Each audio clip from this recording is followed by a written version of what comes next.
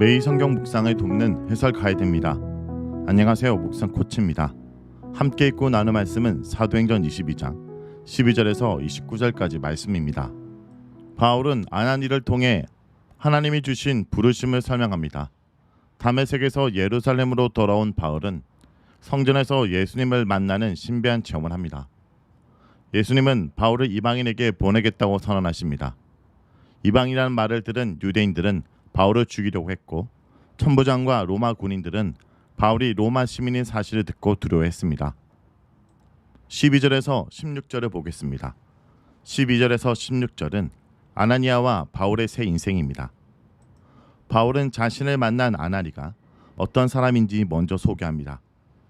사도행전 9장 10절에는 아나니가 예수님의 제자로 소개되지만 바울은 유대 청중을 생각해서 아나니아가 율법에 따라 경건하게 살았고 다메섹의 유대인들에게서 칭찬을 받던 사람인 사실을 강조합니다.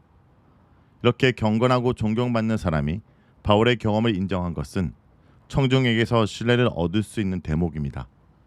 아나니아는 바울 곁에 와서 형제라고 부르며 그를 동료 그리스도인으로 환대합니다. 아나니아가 형제 사울아 다시 보라 라고 말하자 사울이 시력을 회복해서 즉시 아나니아를 볼 수 있게 됩니다. 사도행전 9장 17절에서는 비늘 같은 것이 벗겨졌다 기록합니다. 큰 빛의 영광을 보고 시력을 잃었던 바울이 아나니아의 말로 시력을 회복했으므로 바울은 아나니아가 앞으로 말하는 것 역시 주께서 주시는 메시지로 확신할 수 있었습니다. 아나니아는 바울을 택하신 분을 우리 조상들의 하나님으로 부릅니다. 아나니아와 바울은 구약 하나님을 섬기는 종들이며 기독교인은 구약의 진정한 상속자들입니다. 아나니아는 이스라엘의 하나님이 바울을 택하신 목적을 세계의 부정사로 알립니다. 하나님은 자신의 뜻을 깨닫게 하려고 그 의인을 보게 하려고 그 입에서 나오는 음성을 듣게 하려고 바울을 택했습니다. 바울은 이제부터 부활하신 예수님을 모든 사람 앞에서 증언하는 증인, 목격자의 인생을 살게 됩니다. 모든 사람은 유대인과 이방인을 모두 포함합니다. 금적본문에서 바울은 자신에게 적대적으로 반응하는 유대인들과 이방인 통치자들 앞에서 예수님을 증언했습니다. 아나니아는 사울에게 일어나 주의 이름을 부르고 세례를 받아 죄를 씻으라고 지시합니다. 주의 이름을 부르는 것은 예수님을 믿는 것을 의미하며 세례는 죄를 씻음 받은 사건, 곧 구원을 상징하는 표현입니다. 바울은 박해자를 구원하신 하나님의 은혜에 대한 반응으로 회개하고 예수를 주로 믿고 있음을 공적으로 표현해야 합니다. 또한 세례는 교회 교제 안으로 들어가는 것을 의미합니다. 바울은 하나님이 택하셨고 예수님이 파송하신 사도입니다. 예수님은 보고 들은 것을 사람들 앞에서 전하도록 바울을 구원해서 증인으로 보내십니다. 하나님의 부름을 받은 사람, 즉 예수님을 믿는 사람은 하나님의 뜻을 알고 있으며 예수님을 만났고 그의 음성을 들은 사람입니다. 예수님을 만난 사람은 자신의 죄 씻음 받음, 곧 은혜를 아는 사람입니다. 이 모든 것이 보냄받은 자가 증언하고 전달할 메시지입니다. 그래서 하나님의 뜻을 알고 예수를 만나고 회심의 은혜를 간직한 사람이 참된 증인의 역할을 수행할 수 있습니다. 17절에서 21절은 성전에서 환상을 경험하는 바울에 대한 내용입니다. 바울은 예루살렘으로 돌아와 성전에서 기도하던 중에 황홀경 상태에 들어갔습니다. 이 시기는 다메섹의 경험이 있은 지 3년 후로 보입니다. 바울이 예수님을 만난 사건은 베드로가 환상을 통해 예수님을 만난 사건을 떠올리게 합니다. 구약에서 사무엘이나 이사야는 환상을 경험했습니다. 바울은 황홀경 상태에서 주님이 말씀하시는 것을 듣습니다. 다메섹 사건에서 주는 예수였기 때문에 본문의 주를 예수로 이해하는 것이 자연스럽습니다. 예수님은 바울에게 예루살렘을 나가라고 명령하십니다. 왜냐하면 바울이 예수님에 대해 증언해도 예루살렘의 유대인들이 듣지 않을 것이기 때문입니다. 바울은 핍박을 받으면서 이전에 성전에서 예수님이 경고하신 내용을 떠올립니다. 바울의 핍박은 이미 예수님이 예고하신 것이며 바울은 이제 예루살렘을 떠나 이방인들이 향해 나아가게 될 것입니다. 예수님의 말 속에는 바울의 부르심이 명확히 언급됩니다. 바울은 예수님에 대해 증언하는 인생으로 부름받았습니다. 예수님의 소명이 성전에서 주어진 장면은 특별히 이사야 6장에 자세히 묘사된 이사야 한 상을 떠올리게 합니다. 이스라엘 백성이 이사야가 전하는 하나님의 메시지를 듣지 않았던 것처럼 지금 유대인들은 바울을 통해 전달되는 하나님의 뜻을 듣지 않았을 것입니다. 이사야 6장과 본문을 연결해서 보면 예수님은 이사야서에서 나타나신 전능하신 하나님의 권위로 바울에게 명령하십니다. 바울은 자신의 이적 행위를 말하면서 예루살렘에 있어도 위험하지 않을 것이라 말합니다. 왜냐하면 유대인들은 바울이 주를 믿는 사람을 투옥했고 해당에서 때렸고 주의 증인인 스데반을 죽일 때 찬성했을 뿐만 아니라 그를 죽이는 사람들의 옷을 지킨 사건을 알고 있기 때문입니다. 그러나 주님은 바울을 멀리 이방인에게 보내십니다.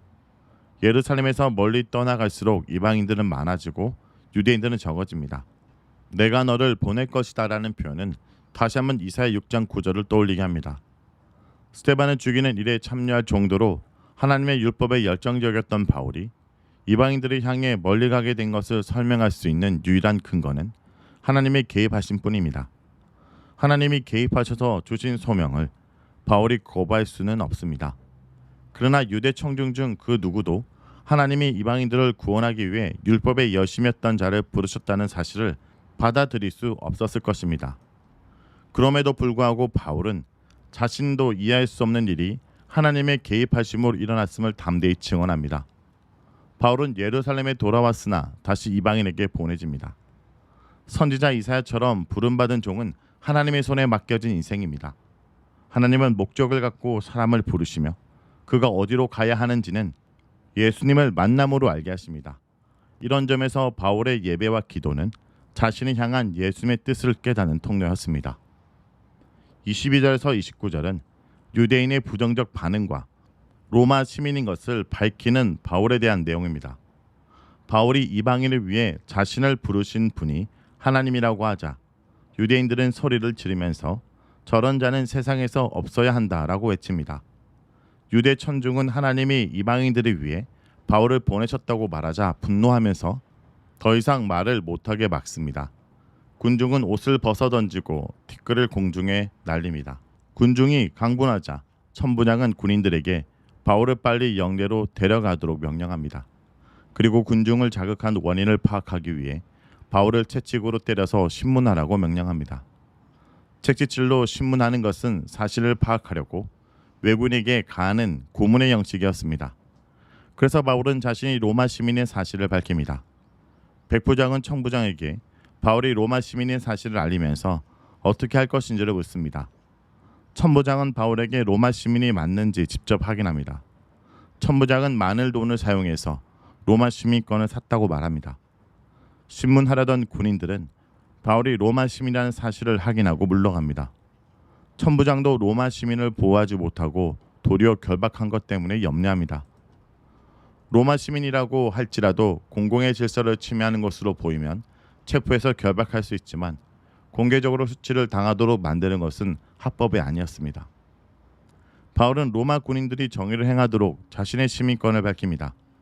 지금도 많은 신자들이 불의한 권력의 희생자가 되고 있습니다.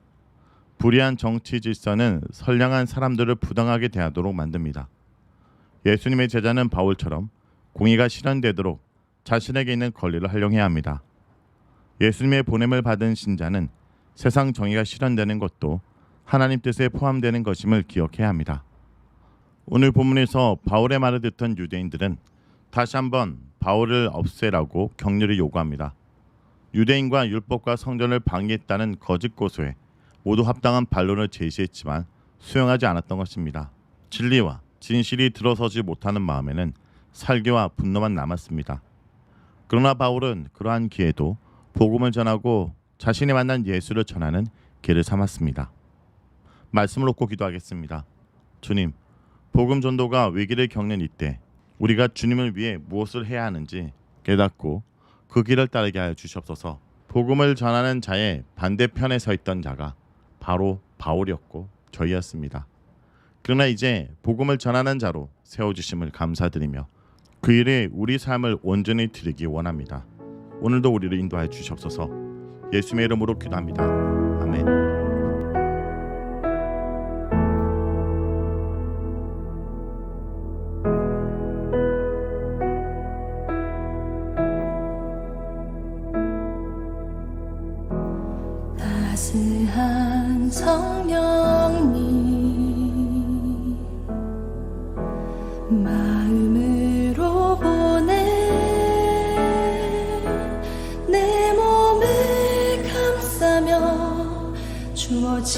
주어지는 평안함 만족함을 느끼네. 따스한 성령님 마음으로 보내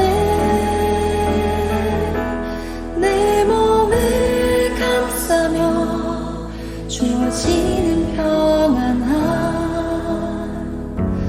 만족함을 느끼네. 부르신 곳에서 난 예배하네. 어떤 상황에도 나는 예배하네. 부르신 곳에서 난 예배하네. 어떤 상황에도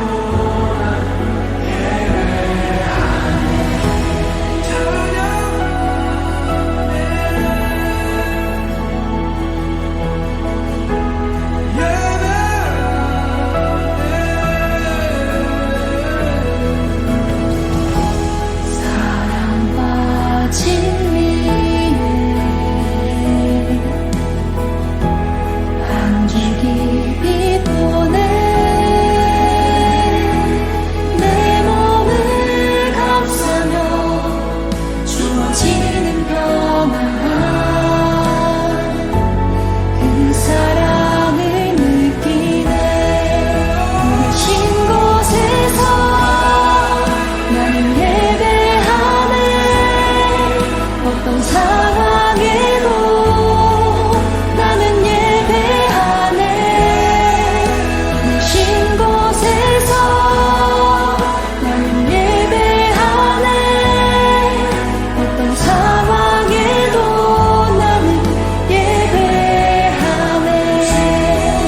부르신 곳에서 나는 예배하네. 어떤 상황에도 나는 예배하네. 부르신 곳에서 나는 예배하네. 어떤 상황에도 나는 예배하네.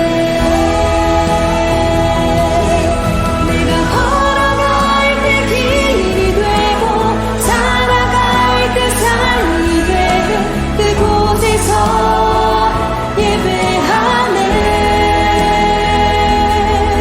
내가 걸어갈 때 길이 되고 살아갈 때 삶이 되는 그곳에서 예배하네. 부르신 곳에서 나는 예배하네. 어떤 상황에도 나는 예배하네. 부르신 곳에서 나는 예배하네. 어떤 상황에도 나는 예배하네. 부르신 곳에서 나는 예배하네.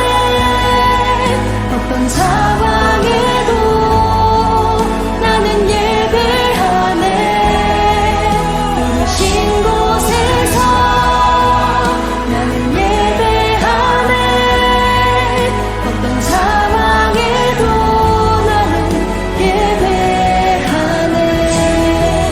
부르신 곳에서